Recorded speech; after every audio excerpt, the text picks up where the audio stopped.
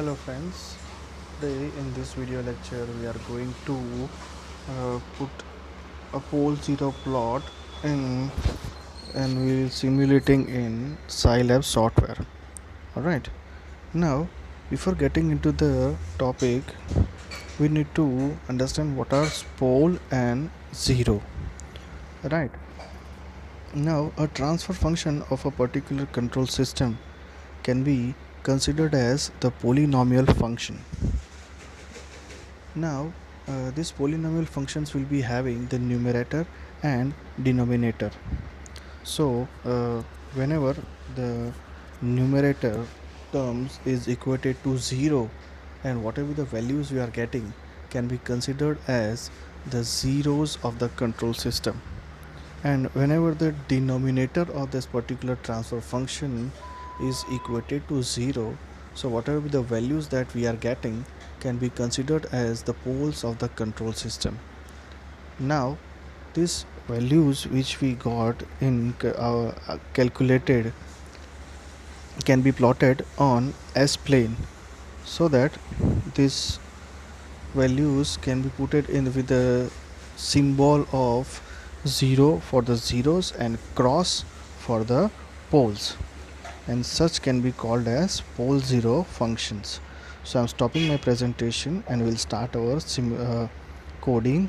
So in this SciNote I have opened. Now for the title I am putting the pole zero plot of a transfer function of a given control system.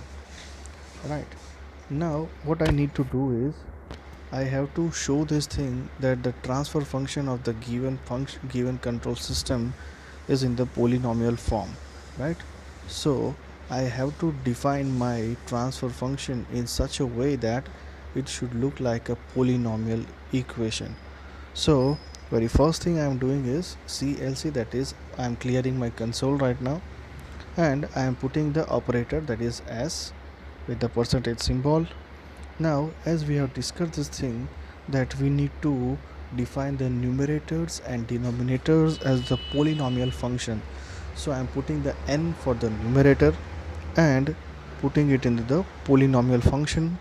Now in this I am randomly selecting some values as a coefficient of the polynomial equation, that is 2 3 1, and putting the s as the operator and telling this thing that it is a coefficient. Alright, and same procedure I will be following for the denominator also. Alright, now in denominator I am putting the random values, that is 12 7 and 1. This is operator s and coefficient. Alright, now what I got over here is the numerator and denominator I got. Now after that what I will do is I'll be defining the total transfer function of the particular control system. So this transfer function T is syslin, in which the coefficient I will be putting up and the numerator and denominator I'll be putting up. Alright, so and I have to display this thing into console. Alright, so I am just putting the variable T and I'll be writing this thing that this will be the transfer function for my control system. Alright, so what I'm writing is the transfer function of the CS I have written for the short form dot the control system. Now what I will do is I just save and execute this thing. I'm just saving my file in just I'm writing the name, this is a pole zero plot, and just saving it, and after getting executed whatever be the result that we'll see in the console. Alright, now let us see the console, what happens in that. So after putting this polynomial function we got our transfer function in the terms of numerator and denominator. Alright, now what we need to define is I have to draw the pole zero of the pole zero plot of the transfer function. So this is how we can achieve our pole zero plot. Alright, now this is our transfer function, and based on that transfer function we have achieved our pole zero plot. Right, so